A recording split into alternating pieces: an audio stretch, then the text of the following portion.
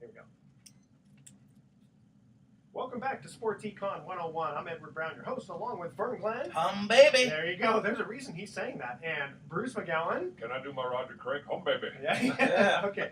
Now, who won the Cactus League last year? Yeah. Okay. So the reason that we are mentioning. Don't need me. Yeah. So we got to do a little introduction here. Okay. So now Roger Craig, former San Francisco Giants. I got to say that he is the good luck charm because in 1955 he goes ahead and starts his career with the Brooklyn Dodgers, and that's the only year that the Brooklyn Dodgers won. Then a couple years later, they move out to L.A. He wins a World Series in 1959. Then he gets traded in 1964 for 1 year to St. Louis, and they win the World Series. Wow. Then he wins another World Series as a coach with the Detroit Tigers. Roger, are you just like Mr. Lucky? Or did they win because of you? I'm very lucky. In fact, I have a World Series ring as a player, a coach, manager with the Giants, and also when Bob Brenly went to Arizona, I was a consultant for him. He went to spring training with him and on the road a couple of times, and they won the thing, and he gave me a World Series ring, so I got 5. In 2001, that's right. That won That's awesome. championship. Yeah. And it's funny because our theme today for the trivia questions is never appeared in a World Series. So that ain't Roger, that's for sure. No, he's been in and around it. Ernie Banks never appeared in a World Series. Yeah. That's true. And Roger, you play with Gino Simoli? Just curious. Oh, yeah. Oh, man. Local guy from Marin County. That's right, yeah. We call him Dirty Dig. Gino Simoli, for those that don't know, played with the Dodgers, I believe he played with the Cardinals at one time, Roger, and played with the Pirates when they won the World Series in 1960.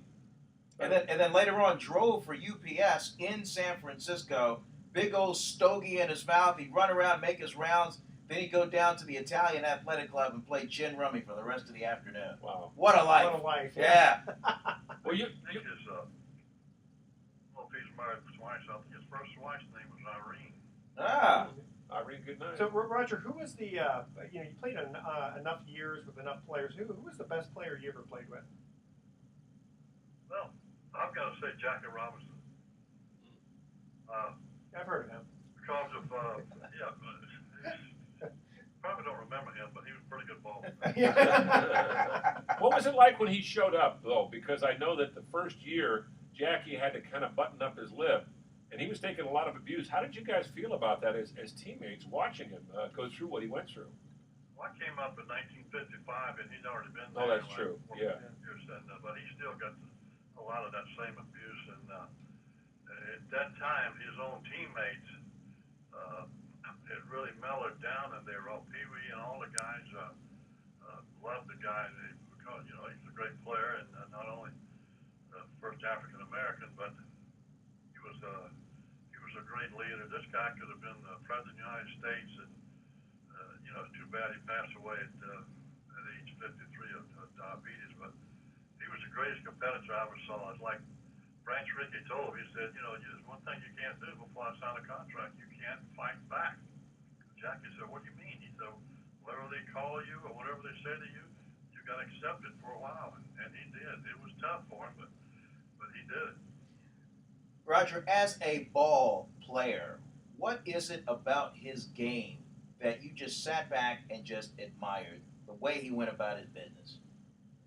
Jackie, I would think he was a good hitter, but I loved it when he got on base. I mean, he just drove the other team crazy.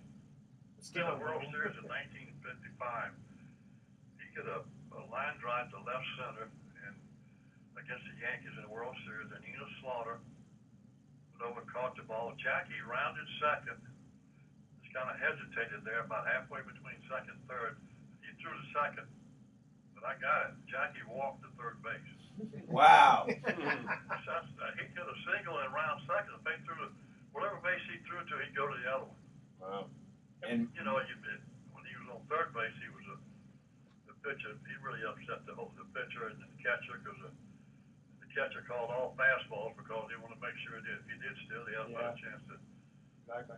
It's Better Italian chance. and all, but Are there any players nowadays that kind of, obviously Jackie's in a class by himself, but is there any players nowadays who kind of give you a little bit of reminder of him? I mean, you can't say Puig because he's a little bit too much of a hothead. Are you talking about Dodgers or anybody in the league? Just anybody. That reminds you Yeah. of how he, okay. well, I'll tell you the kid from Harper, from Washington. When Oh he yeah, was hurt, right. He played with Reckless Abandon. That's the way Jackie played. Jackie played. The guy on he's on first base, a ground ball hit in a double play situation, and that shortstop or second baseman would always make a bad throw just to get out of the way of Jackie, because Jackie coming barreling in there to get him. But I don't know which anybody right now. I'm not. I haven't been in for a while, but I watch a lot of ball games, and I don't know of anybody. I think this guy. The Dodgers of Puig, they pronounce his name, the guy from Cuba, he's got all the talent like Jackie, but he couldn't play like Jackie. Jackie knew how to play the game. This guy don't know how to play yet. Yeah, another guy that reminds me a lot of Jackie Robinson you played with later, but he was a completely different kind of a ball player, obviously, because he was a pitcher, was Bob Gibson. I mean, he was nasty, intimidating. What was he like as a teammate? Well, he was a great teammate. He was real funny, real witty, and he was a good hitter. He filled his position. If you can remember him pitching, when he wound up, he fell over to the right side of the left side of the mound. He was a right-handed pitcher, and but any ball hit back to him, he was had such quick reflexes. He could catch everything and throw you out. But he was like Jim Bunning when he threw so hard on his right side to come through, and he ended up more on the left side of the diamond, and a lot of balls was hit up the middle. A lot of pitchers, but not with him because he catches. I just remember he was so intimidating, though. He was so nasty. I mean, he would. There's a story about Jimmy Ray Hart, who played with the Giants, a great third baseman for a couple of years. Jimmy Ray got nailed in the shoulder, broken shoulder by Bob Gibson, and he's getting up off the dirt, wiping himself, clean of the dirt, and he's kind of in pain. And Bob Gibson just gives him this death stare, like, that's what you get for crowding the plate, rookie. Well, Drysdale was a lot like that too. Drysdale, I mean, if you're a rookie on the opposition, he comes somewhere along the line, he's gonna nail you. Well, hey Roger, I want to talk a little bit about your career before we go to break. It's like okay, that won't take long. Yeah, you played for a number of years, so you get traded to St. Louis in 1964, and then they win the World Series. So a lot of people look at Gibson, but maybe they won because of you. Well, I had a pretty good year. In fact, I had a bet with Gibson. I was a bad hitter. I bet him. I said, I bet you I can out-hit you this year. I was just trying to motivate him to really, because he was a good hitter, to bear down more and get more hits because he could do that. And I finally beat him at the end of the year because I didn't have that many at-bats because I was in the bullpen a lot. And I said, Jack, you owe me $10. What do you mean? I said, I beat you. My average was better than yours. He said, yeah, but you don't have that many appearances. I said, well, that's too bad. So he gave me $10. He said, and I'm not going to give it to you. So I jerked it out of his hand and I tore it in half. I've still got that in half of it. That's great. Okay, Roger, if you can stay with us for a little bit, we're just going to go to a very quick commercial break here. Again, the theme is never appeared in a World Series. All right, here's our first trivia question. Which pitcher has the most wins but never appeared in the World Series? Okay, the first three emails with the correct answer are going to win a free 3-day, 2-night stay at the Lighthouse Resort. Email edward@sportsecon101.com the answer to this question. Which pitcher has the most wins but never appeared in the World Series? All right, that's our question. Email edward@sportsecon101.com the answer to that question. Huh? Right? I don't think so, 'cause Don't talk yet. Hold on, don't guess. the Cubs are so bad. I mean, Yeah, man. Okay, don't touch that dial. We're in the studio here with Roger Craig, former pitcher and manager of the San Francisco Giants. Baby. When we get back, Roger, I'd like to talk a little bit about the Bay Bridge series with the earthquake and all that. Give us your perspective, all right? So don't touch that dial. We'll be right back. I may be wrong, but I'm going to guess Jim Bunning. Jim Bunning. That's a good guess. Yeah, because he won 20 games a couple of times. Wait, you have a guess, Roger? Ferguson Jenkins, baby. Ferguson Jenkins, There yeah. maybe Yeah, Ferguson, pretty right. good. There's a Cub. Pretty Yeah. good. What do you go with Ferguson, I'll go with Bunny. Yeah. How's that sound? Hey, Roger, you play with Rex Barney? I'm not that old. We trained in spring training, and I was early every morning about 6:30. I'd hear something pounding in the glove, and he was out there throwing between the barracks we stayed in, and the echo his fastball. This guy, I think it was Branch Rickey, was trying to work with him on his control. Wow. You know, we do have to ask Roger, though, also during the next segment about playing for the Mets, because he was on the Mets That's in right. 62 and he lost 20 exactly. games. But that, to lose 20 games, it means you got to be out there every day. Yeah. So give him credit for doing that. And the Mets won, 40 games that year, Roger, I think? Wow. I think it was I 40. won 10 of them. Yeah, you won 10. That's right. You won a quarter of the games. That's right. That's right. Okay, well, let's get into that. Okay. All right. So since I mentioned about the Babe Ruth thing, we'll get into that and then ask Sure. about the Mets. Okay, here we go. Welcome back to Sports Econ 101. I'm Edward Brown, your host, along with Vern Glenn and Bruce McGowan. Nice to be here. And when we cut to the first commercial break, we asked this trivia question. Again, the theme is never appeared in a World Series. Which pitcher has the most wins but never appeared in the World Series? We also have Roger Craig, the famous baseball pitcher. In the break, I think he had a pretty good guess. Okay, so Roger, who did you guess? Well, I would think my first thought would be Ferguson Jenkins because he won a lot of ball games. I don't think he ever pitched in the World Series. Okay, that's not correct. It's not correct. No. I picked Jim Bunning. Jim Bunning pitched with Detroit and Philly, and I know he never pitched in the World Series. No, Phil Negro. Phil Negro. Negro. Recent. 318 wins Wow. from 1964 to 1987. There you Okay, so Roger, I want to ask you just. go. Pitched till he was 48 years old, I think, too. Wasn't he Yeah, 48? so Something like that? He was, he pitched for quite a long time. I think a good story is how Roger became the manager of the San Francisco Giants. Okay, let's get into Yeah. that. Yeah, weren't you with the Tigers beforehand? Is that right? Out there with Sparky for 5 years, and we won it in 1984. Yeah. Kirk Gibson, no, And Alan Trammell. That's right. Alan Rosen calls you up, the general manager of the Giants, and I mean, he didn't call you up maybe directly, or did he call you up directly? Yes, he called me up, but he was in Houston, and he was leaving Houston, and he called me up and if I would be interested in managing. I said, no, I did not. Just because one of my best friends, Bob Lewis, was a manager. Being my bench coach when I did manage the Giants. And that really saved the Giants. I think the Giants in 1985 lost 100 games. There was talk that Bob Lewis was going to move the team. I remember that press conference, Roger. Al Rosen shows up, you show up, and there was a feeling of hope that maybe this is going to turn things around, and it did. Within 2 years, you guys won a division title. How did you do that? Well, people ask me all the time about how did you get your players to play so hard. We played real well at Campbell State Park, and I said, I just had a meeting before the season started. I said, we're going to play 81 games here, and maybe more if we could win. I said, and so we might as well get used to it. I don't want to hear any complaining and bitching about it. I said, then another thing is I'm going to turn off the heater in the visiting dugout. Roger, did you teach Jeffrey Leonard the one flap down? That was I think that was 1987, right? Yeah, the playoffs. Yeah. Vern, you wanted to ask about the '62 Mets? Yeah, 1962. The Mets won. What was it? Was it 40 games? 40 games they won. Yeah. 40 games. Casey Stengel managed your team. Yeah. And Roger, a vaunted member of that particular team, and 40 wins. And how many of those 40 wins did you get, Roger? 110 games. 110 of them. 25%. Yeah. That's pretty good. Some people asked, I lost a lot of games there, but they said, how did you like pitching there? I said, well, I had 27 complete games in 2 years. Wow. That's amazing. Which brings up the follow-up today, the alarming number of Tommy John surgeries. And Tommy John himself, Roger, said that he thought it wasn't so much overuse on these pitchers as an adult, but it's overuse from the years of travel baseball when these guys were kids. You buying that? I didn't understand what you said. Now, say that again. Tommy John thought that the reason for the alarming number of Tommy John elbow surgeries was because of overuse of these guys from when they were playing travel ball when they were much younger.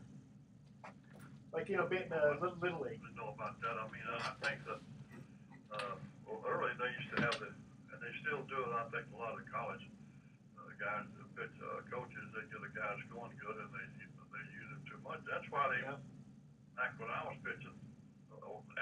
pitch. They started going. We pitch on the fourth day, and sometimes on the third day, and now they go on the fifth day, and they give them that extra day's rest because when they first come up to the major leagues, because of what they thought they spent in mostly college and high school. They thought you pitched a little bit too much.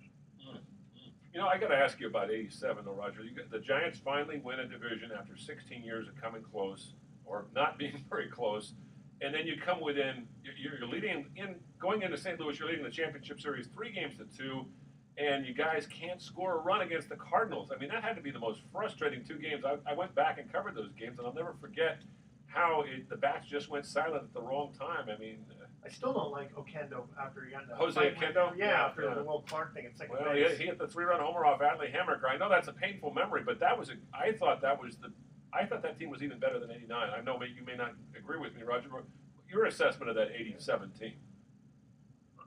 I feel the same way. We played real well, and then we got in the beat the Cubs, and then we World Series. Pitching was just outstanding. I think that one game that really hurt us was in that Adley Hammaker, one of my favorites, and still is, was pitching. I think he got beat 1-0, and there was a ball hit to Andy Molinaro in left field, and he usually is a real good outfield, and he charged the ball, and he dived for it straight at him, and the ball just got by him for a triple, then he scored it, and that was the only run they got, if I'm not mistaken, and that was a real heartbreaker, but come so close to going to the World Series. I think we'd have played Minnesota. I think if we'd have won. Yeah. Would have been the Twins, and they ended up winning. They ended up winning the World Series. They beat the Cardinals 4 games. Well, the earthquake series, people say that I caused the earthquake because I got married 3 days before and I was on my honeymoon. We were shaking the earth a little bit. Well, one thing about that earthquake was that the good thing about it was that it happened at 5:35, if I'm not mistaken. We just finished batting practice, and I went in my office. All of a sudden, this rumble and rumble. I see the ceiling was cracking a little bit, and it was dust and stuff was falling down. And one of my players, Don Robertson, all of the earthquake. We all ran out in the parking lot there, which is real close to the clubhouse. If you remember there, it's a stick. And we were standing there on the asphalt, and the asphalt was just rolling under your feet. Wow.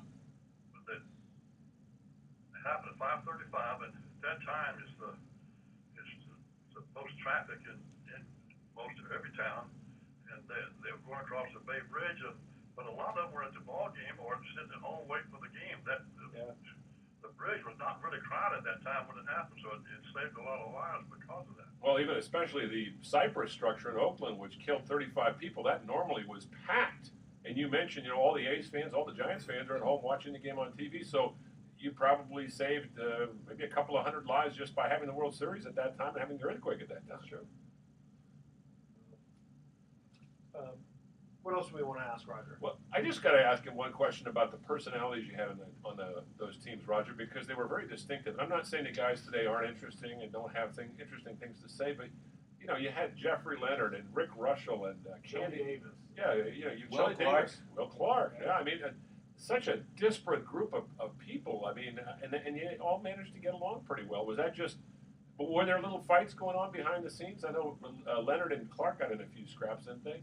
Oh yeah, at one time. But I think what happened is they all got together. I had a meeting, and not because of a meeting of what happened, but I went around to every player, and at that time, if you remember, Jeffrey Leonard was wearing his hat backwards and all this and that. And so I went around after my speech and shook hands with everybody, and I said, Jeff, and he was standing with his back to him, and he said, yeah. I said, I'd really appreciate it if you put your hat on. And Al Rosen really was strict about having everybody looked in uniform, especially in batting practice, because people come out to see that. And he said, don't you know that's my trademark? I said, no, I didn't know that. He said, and I said, well, I'd appreciate it if you do that. He said, oh, no, I didn't. So then both teams found out about it, and all the press was there. I was in the dugout talking to the press right when batting practice started.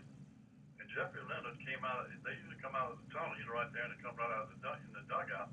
But he came out by the bullpen down there, walked into it, had his hat on backwards, and walked into dug out, went in, got 3 or 4 bats, and went up to the batting cage and wait for his turn to hit. And all the writers and both teams knew what was happening. And so as he walked into the batting cage, he turned around and looked at me and put his hat on frontwards. I think a lot of the press was disappointed. They wanted to have a big deal going about it and all. But, Jeff and I really got along good together. And I told him, I said, you're a great leader. And I said, a lot of people respect you on this ball club to show that leadership all the time. Yeah, the one thing I remember most about him, I went up to interview him once. I introduced myself, and he goes, "Who are you? What do you want?" And he grabbed. Intimidating. Oh my God, he had that death stare. And he grabbed my credential, and he goes, "I'll be back in a few minutes." And he was great, but that was just Jeffrey. That was the way he wanted to size you up. Now, Roger, with dealing with the players, how important do you think it was the fact that you had won so many World Series and had the career that you did? Well, I don't think that had anything to really do with it. I just think that, hello? Yeah, we're listening. We're here. We're here. Well, I thought we got cut off. Yep.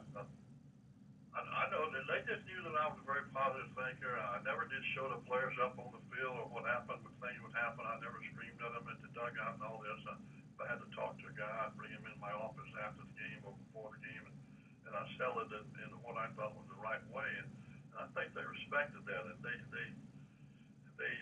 listened to a lot of my crazy things that I did. And I told them, I said, we're not going to hit a lot of home runs, so we're going to be hitting and running and squeezing and all this and that. And I said, you better learn the signs because they're going to be flashed to you, and I don't want you to make any mistakes. And they learned the way that I like to play, and I see a lot of teams struggling now. That's what I would do. You can't wait for 3-run homers all the time. You got to get something started, and that's what I did. I like to put the defense on alert, and if you get people running, they're going to be out of position, and this is what we did, and they liked it, they loved it. Okay. Hey, Roger, stay with us just one more second because I'm going to go to a quick commercial break. When we come back, Vern wants to ask you one last question. We'll let you go, okay?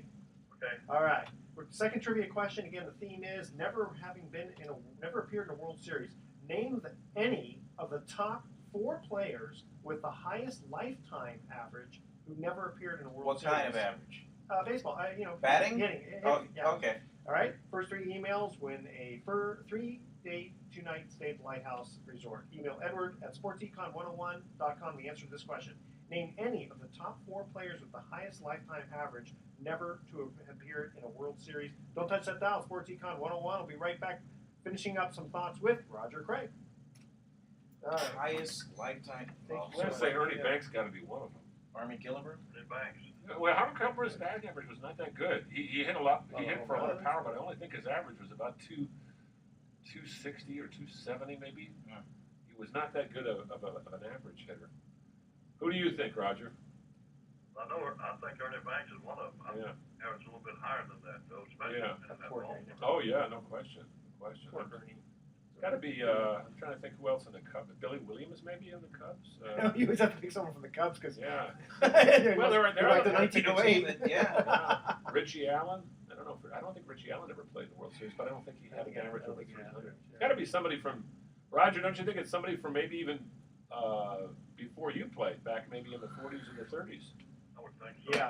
Yeah. Okay, so what we'll do is we'll answer this trivia question. Vern will ask one more question, Yep. and then we'll let you go, okay? Alrighty. Thank you so much. All righty, great talking to you, Yeah, Roger. Thanks so much for appreciate it. sharing your time. That's great stuff. Yeah, Okay, this is awesome. so we'll have you one more time. Yeah. Hold on. Okay, here we go. Welcome back to Sports Econ 101. Again, I'm Edward Brown, your host, along with Vern Glenn Yep. and Bruce McGowan. Oh, baby. When we asked cut to the second commercial break, we asked this trivia question. Name any of the top 4 players with highest lifetime average who've never appeared in a World Series. And I'll tell you that most of these people, 3 out of 4 of them actually were before Roger Craig. Okay, I was going to say Ernie Banks has got to be one, right? No. No. Okay, Okay. so let's start off with the 3 who were prior to Roger playing. All right, Harry Heilman. Okay. He batted .342 from 1914 San to Francisco 1932. native. Okay. San Francisco native. I could never get him out. Okay. George Sisler, Oh, yeah. 1915 to 1930, his lifetime average was .340. good old Nap LaJoy. Oh, that's going way That's back. going way back, 1903 to Yeah. 1916, and he averaged 328. Okay, so now I'll give you a hint. His lifetime average was 328, and he played from 1967 to 1985. Wow. And how many teams did he play for? 2 for sure, Uh-huh. and both of them he did very well on both teams. Wow. I'm drawing a blank. You gotta know, you know this. Yeah. You have any idea, Roger? Okay, I'll give you the 2 teams: Minnesota Twins and California Angels. Oh, Rod Carew. Rod Carew, of course. The World Series. Did you ever of course. face Rod Carew? Now, he would have been a young player when you were just finishing up. Did you ever face him, Roger? No, I don't think so. Yeah, I was going to say. He was different leagues. Well, but that's true. Roger Yeah, was the yeah, guy. Keep it's- forgetting we didn't have interleague play. Is there a Hall of Famer that you owned? Ernie Banks. Oh, yeah! Really? I hope Ernie's not listening. Whoa. Oh, that's great. There's something about him. He just couldn't hit me. I remember one time I had 3 balls and no strikes on him, and I threw him 2 breaking balls for sliders for strikes. The next pitch, I threw him a fastball right down the middle. He dropped his bat and looked at me like shook his head. Wow, that's great. Roger, when you were pitching your fastball, what did it clock out at? We didn't have the You didn't have the gun? We didn't know really. Yeah. I would think I probably threw 93, 94. Wow. Until I hurt my arm. Oh, that's lighting him up. I was telling the guys I was going to try out for the Giants because I could throw in the high 60s. I figured everything would be an off-speed pitch.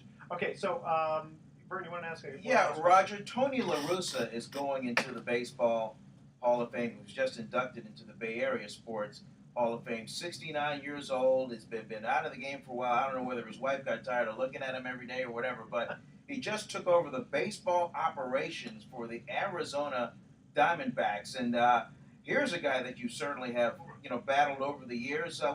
What do you make of a baseball man, seemingly a lifer like Tony La Russa?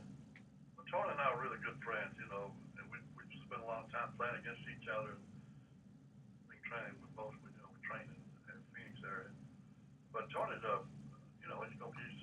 going to be in the Hall of Fame, and I would think something's going on there. They're having a tough year there in Arizona, and he's going to, just because his strategy, I don't know, they won the first 2 games already. They beat the Dodgers real bad the first day, but that might wake some guys up, and something's going on. I don't know if he wants to manage again, or he's the type of guy that if you own the ball club, you know that he's not afraid to make a big decision if he has to. You might bring in somebody probably like me. I might not want to do this or that, but not Tony. Tony feels like if he feels it's right to fire somebody, he'll get it done. They got the right guy if they are going to do something like that.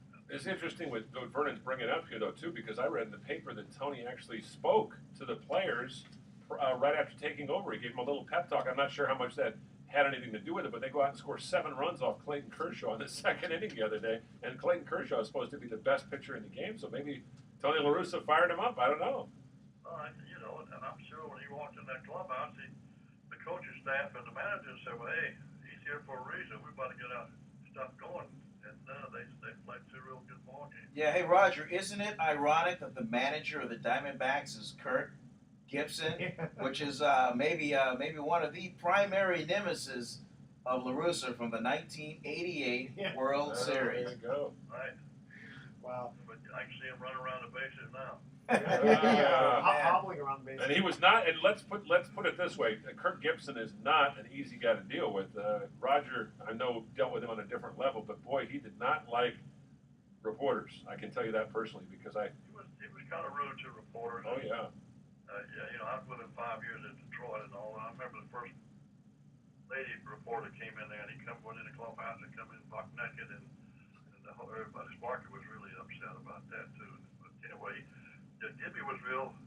He was a tough guy to get to know and all. But he and I had a good relationship. In fact, before he got the manager job, he used to call me about once a month, and he said, "Can I talk to you for a couple of minutes?" I said, "Sure." So he must talk to me for 30 minutes, asking me questions about managing and all. Was there anybody, Roger, you're such a nice guy. Was there anybody you didn't get along with? Gibby? Was there anybody you didn't get along with? He? You, yeah. Oh, I got along with I everybody. mean, you sound like you get along with everybody. I made it a point to be, you know, I spoke to every one of my players every day they come in the clubhouse, regardless, if the wife was pregnant or something going on. I just wanted to have a good. I did it. I did it, but I didn't do it on purpose. I just did it because that's the way I am. That's the way I was. Roger, I will say this from a personal standpoint because I dealt with you on a regular basis, along with the beat writers who dealt with you even more on the road. That you were always there and always available and always straightforward and no BS. And I can tell you that everybody who covered you really appreciated it. More than that, though, you were very successful, and for that, I think San Francisco Giant fans are always going to feel a debt of gratitude. So thank you. I got another one for you, Roger. I mean, I know. I have to know. Did you ever go out of the dugout to the mound to go get a guy, and have him talk you out of pulling him out of the game? My crew tried it all the time. So when you got out of the dugout to go get somebody, that was it. The quick story: I was a pitching coach with the Tigers. Jack Morris didn't want anybody to come out to me or Spark. Anyway, to make a long story short, he was winning 1-0, and he rolled the bases with nobody out. Sparky said, "Go talk to him, say something to him." I said, "No, he don't want to see you anyway." I walked out there, and he's standing there with his arms folded, looked at me like, "What are you going to tell me?" So I walked all the way to the mound, picked up the rosin bag, threw it down right around his feet. Never looked him in the eye. Turned to Alan Trammell and said something. Alan Trammell walked back to the bench. Wow. And he just was. Word to him. Did he ever come up to you after that and ask you what was going on, or he just sort of figured?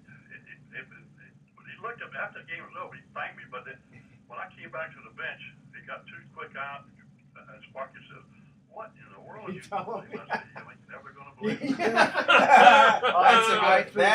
I threw to go Ross. That's a good one. Great story. That is a good one. Well, Roger Craig, thank you very much for joining us on Sports Econ 101. We'll have to have you on again, okay? Hey, thank you. Thank you.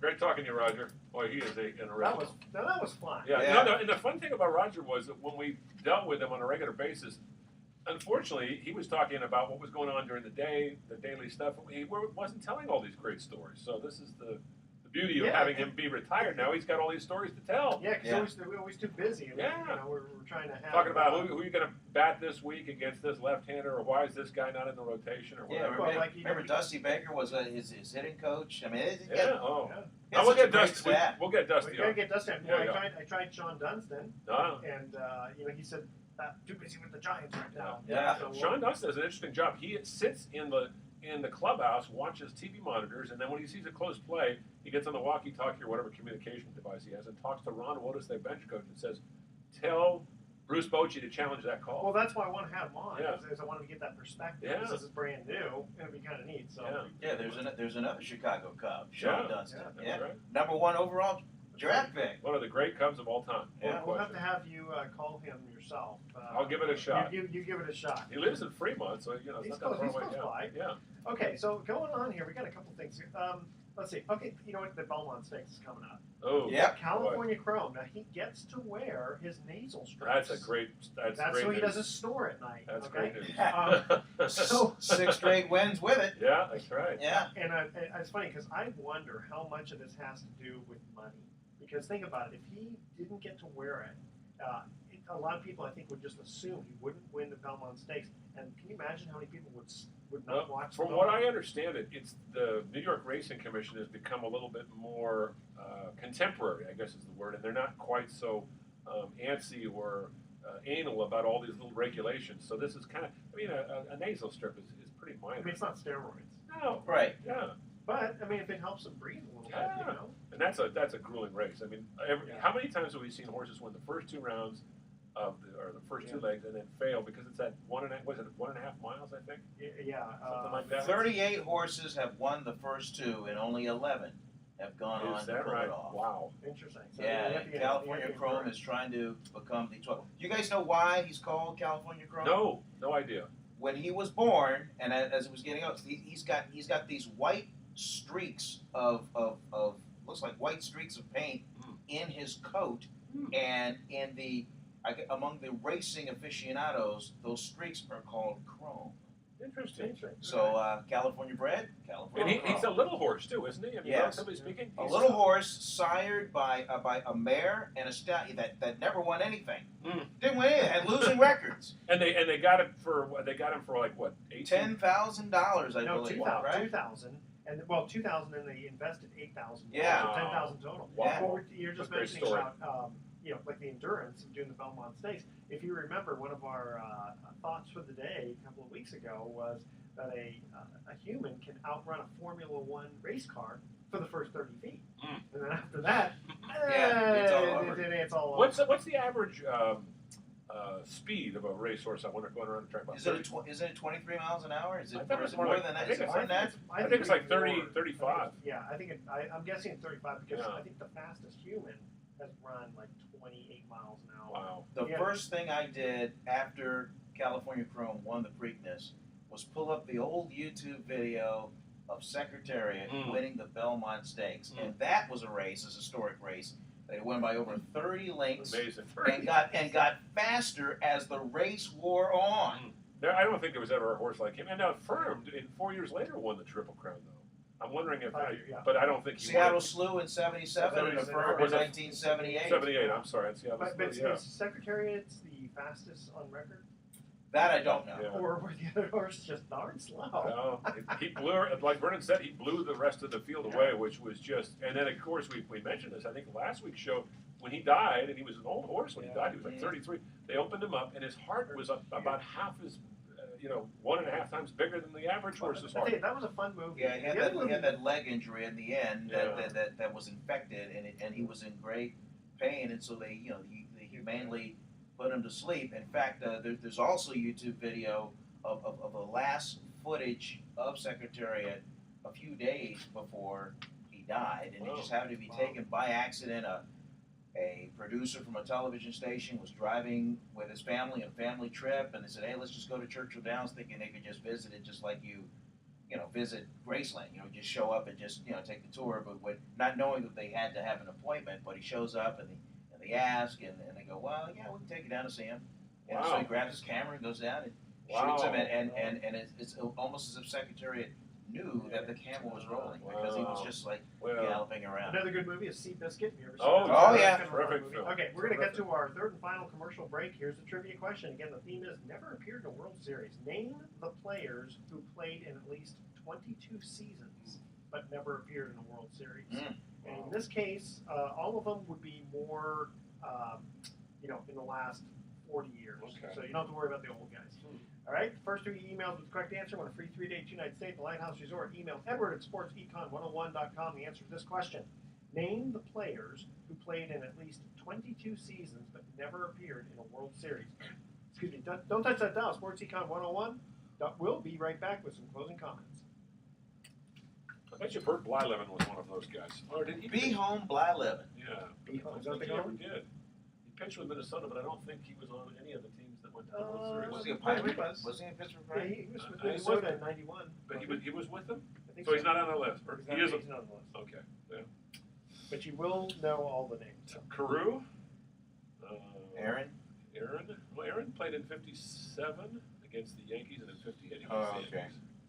Yeah. Yeah, that's right. They don't have to necessarily not even win it, but this never even appeared in it, Yeah. Well, that hurts some guys, If you played in the World Series and your numbers are pretty good, you're much, like Reggie Jackson had, Hall of Fame numbers in some respects, but his batting average, I think, was about 275, but he had so many great moments in the World Series, 73 and 77. On that list, are they all Hall of Famers, or any of them Hall of Famers? I think 2 of them, but you'll know the names for sure. I don't think Gaylord Perry ever pitched in the World Series. That's one of them. Yeah. There you go. He pitched for a number of teams. And there's 2 pitchers in this. Blyleven's not one of them. Yeah. Jim Bunning is not one because he didn't pitch 22 years? Who was the spitballer? Who was the spitballer? Well, this is the last 50 years. Oh, For the Giants. Oh, Gaylord Perry. Oh, yeah.